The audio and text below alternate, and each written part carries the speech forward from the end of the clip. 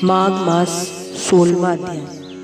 कीर्ति वीरेन जी कहने लगे, हे भगवान, वह राक्षस कौन था और कांचन मालिनी कौन थी? उसने अपना धर्म कैसे दिया और उनके साथ कैसे हुआ? हे ऋषि, अत्रि ऋषि की संतानों सूर्य की यह कथा सुनाकर मेरा कौतूहल दूर कर दिए।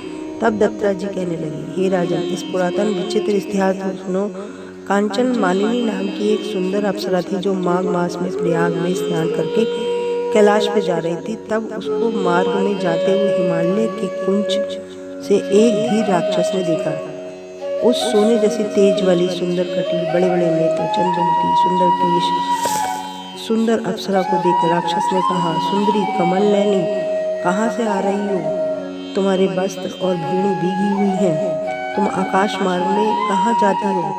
तुम्हारा शरीर ऐसा तेजस्वी, रूप ऐसा मनोहर है। तुम्हारे गीले वस्त्र मेरे मस्तक पर गिरे हुए एक बूंद जल से मेरे क्रूर मन को एकदम शांति प्राप्त हो गई। क्या कारण है? तुम बड़ी शीलवती प्रतीत होती है, इसका कारण मुझसे कहिए। अप्सरा ने कहा, हे राक्षस, सुनो, मैं काम रूपिणी अप्सरा हूँ। प्रयाग में स्नान करके आ रही हूँ, इसी से मेरे वस्त्र गीले हैं। कैलाश पर जा रही हूँ, जहाँ पर शिव निवास करते हैं। त्रिवेणी के जल में मेरी सब क्रूरता दूर हो गई, जिससे पुण्य के प्रभाव से इतनी सुंदर और पार्वती की प्रिय सखी हुई। जो आश्चर्य देने वाला उदाहरण मुझसे ब्रह्मा जी ने कहा था, सो सुनो। मैं कलिंग देश के राजा की वैश्य थी।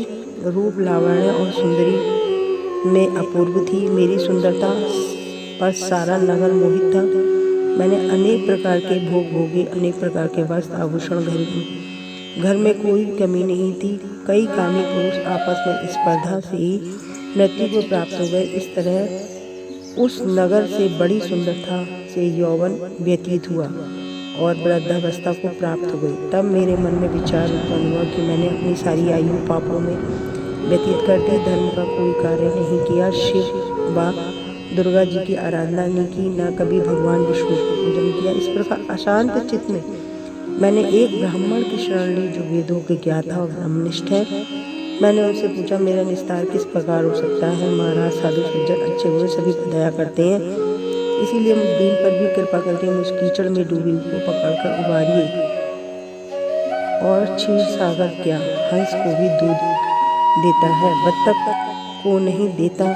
तब वह ब्राह्मण राजा का पुरोहित इन सब बातों को सुनकर मुझ पर दया करके कहने लगे, तू ब्रह्मा के क्षेत्र प्रयाग में जाकर माघ मास में त्रिवेणी संगम में स्नान कर, परंतु मन में अशुभ क्रिया का विचार नहीं करना। पापों के नाश के लिए महर्षि ने तीर्थ स्थान से अधिक कोई प्रायश्चित नहीं बतलाया, इसीलिए ऋषि द्वारा दिया गया श्राप उसका शरीर अत्यंत लज्जा युक्त हजारों भर्व वाला हो गया।